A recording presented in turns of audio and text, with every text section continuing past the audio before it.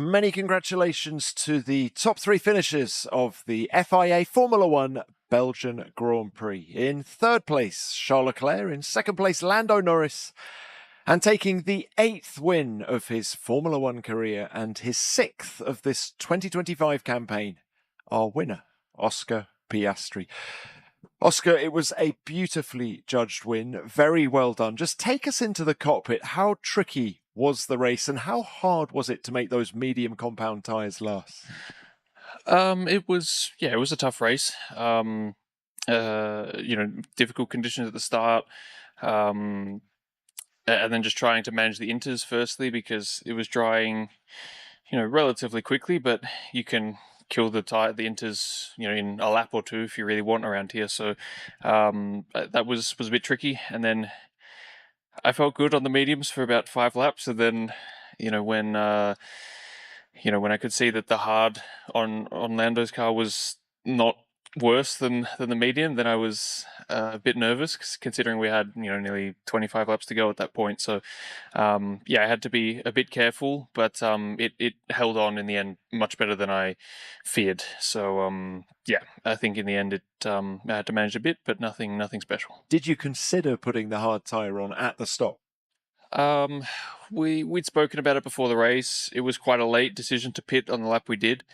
But there's risks either way. If I was in Lando's position, I probably would have done the same thing. But at that point, it seemed like the safest thing to do was go on the medium, because the hard is 2 steps harder here. You don't know how it's going to react in those kind of conditions. If there's a safety car, which often there is in those conditions, then you probably want a medium, not a hard. So there's risks both ways, but ultimately I'm happy with what we did. The overtake on the opening lap just proved so crucial. Did you know that you had to get it done then in order to win the race? I knew it was going to help me pretty significantly if I did. I knew it was going to be crucial. I had a good run out of turn 1, and then tried to be as brave as I dared through Eau Rouge, and was able to stay pretty close. And then then after that the slipstream did the rest for me. But I knew that was going to be pretty important for trying to win the race today. All right, and let's throw it forward to Hungary. Oscar, just how much are you looking forward to getting out there in the MCL 39, the scene of your first win last year? I'm excited to go back. It's always a fun weekend. It's a great city, a cool track as well. I'm sure Thursday will be nice to go back to where I had my first win, but as soon as we get on track, you forget about that immediately. So, it'll be cool, but I'll enjoy today for a bit first. All right, very well done to you, Oscar. Thank you very much for that. Lando, very well done to you as well. Both races this weekend have been won from second on the grid, and having started from pole today, does that fact sum up your afternoon? I don't know. It's hard. I didn't have the best turn 1, so hard to know how much that played a part. At the same time, like, Oscar came past me pretty easily, so even if I had a better turn 1, his run and the slipstream, probably still would have got me. So, not too disappointed. Of course, disappointed to finish second, but when you saw Saturday and you saw today, then P1 didn't look the best place to begin with. But I also didn't get the best turn 1, so I need to look at what I could have done better. You say you didn't get the best turn 1, but you also talked about battery issues as well at the start. Was that a factor? I need to look at it with the team. I don't know. Okay. Talk us through the decision to go to the hard tyre, something we were just talking about with Oscar. How much were you rolling the dice? I wasn't. Will said, "Do I want the hard tyre?" And I said yes. That was about that was it. Oscar, I didn't even know Oscar was on the medium, to be honest with you. So that didn't influence my decision. It was just I thought the hard tyre would be a slightly better tyre to the end, a bit trickier to get warmed up, and the opening laps maybe a little bit more of a struggle, which I think it was. yeah, I think the last few laps I had the advantage in terms of grip, but was not a great pit stop. Was the second one to stop, so I think I lost like 8-9 seconds just by being the second car to box, and to catch Oscar from that gap is quite an achievement. So I didn't think I'd be able to catch. I gave it a good shot, but just not close enough. You boxed a lap later than Oscar. Did you consider double stacking and just waiting in the pit lane? I need to ask the team. It's tough because, I mean, you're also going to lose quite a good chunk of time doing that as well. But considering the slick tire was so much better by that point,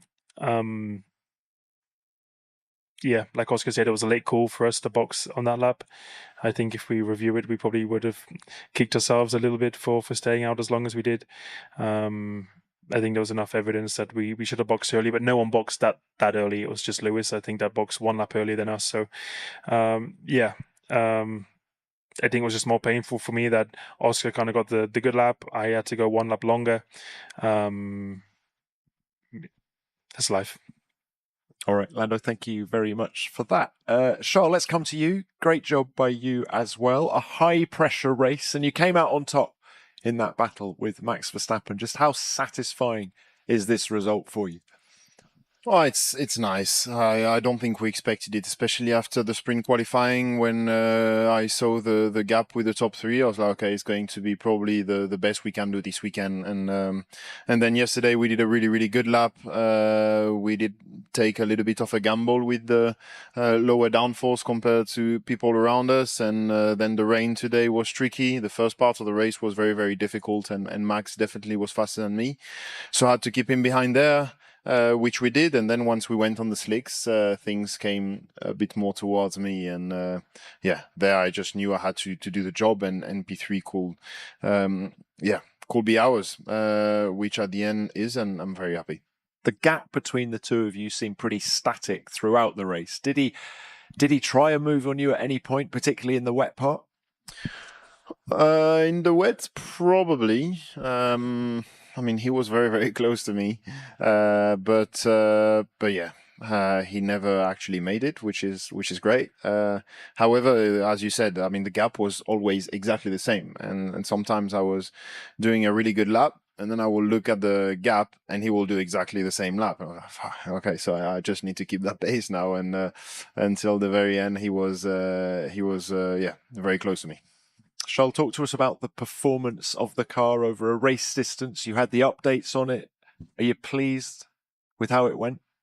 I'm pleased with the steps forward we are doing, and I think we should all be proud about that, because I know that behind that there's a lot of work behind the scenes from the people back at home in order for us to have this upgrade here, and it definitely helped us to get the podium when you see how close it was with Max today.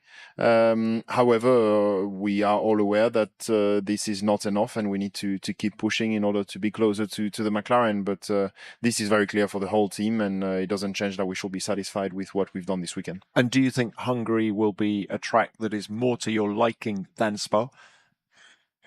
I'm not sure. I will rather wait before exposing myself. All right. Thank you for that, Charles. Right. Let's open this to the floor. Any questions? Yes, please. Question to Oscar. First of all, congratulations for your win. You dedicated it to your grandfather. Was there a particular signification with Spa for that? It's the first race out of Australia that he's come to. Yeah, one of my sisters in Spain, that was her first race out of Australia. And that was a good weekend, and now my grandfather the same, so maybe I need to get my family members one by one to the rest of the races. But yeah, I mean, I didn't know. It seemed like the best person to dedicate it to. So yeah, it's a nice thing to do. Thank you, Oscar. Remember name and publication, please. Luke Smith from The Athletic. Oscar, you talked about that move at Eau Rouge, and I think you called it a bit lively in the Parc Fermé interview. What was the sort of penny drop moment when you realised, oh, this could be on? Was it as you were coming out of turn one? And how, I guess, how do you go about planning such a committed move? Because I think it all surprised us all just how close you got. Yeah, I mean, I had a good restart in general. I was close into the last chicane, had an okay run out of the last chicane, and then a good exit out of turn one. And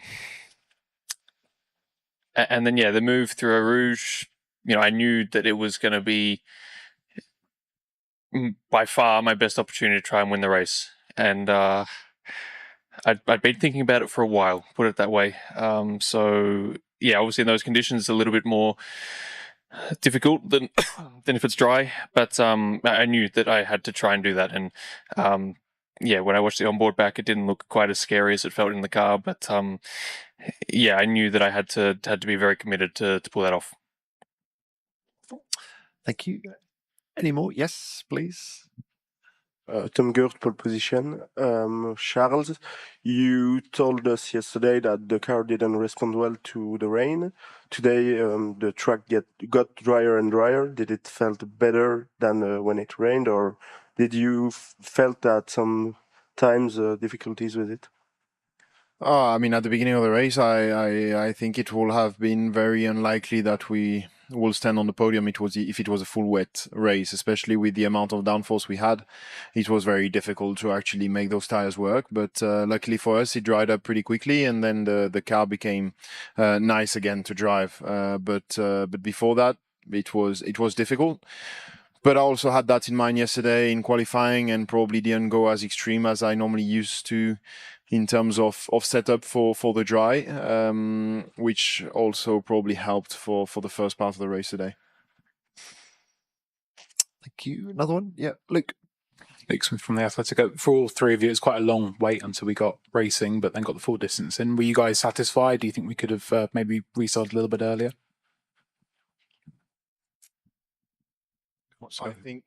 I think it's always a fine tuning. I have to say that on track like this, with what happened historically, I think you cannot forget about it. And for that reason, I'll rather be safe than too early. And again, I think it's a constant discussion, and we'll probably feed the people that made this decision back that maybe it was a little bit on the late side, but I wouldn't have changed anything. Yeah, I mean, I think the past few years, particularly here, we've given the FIA feedback that we would much rather be on the safe side than risk anything, and I think that's what we did today. I think if you were to be picky, maybe we could have done one less formation lap, but in the grand scheme of things, if that's one lap too early, is it worth it? No. So I think also us three are the worst people to ask because we have the least amount of cars in front of us. So for someone at the back, the first time we tried to start the race, even for myself with just Lando ahead, I couldn't see a thing. So you can only imagine what it's like for the guys at the back. So that's always a tough thing to balance because the guys at the front have an easier time than the guys at the back. Lando, your thoughts? Same?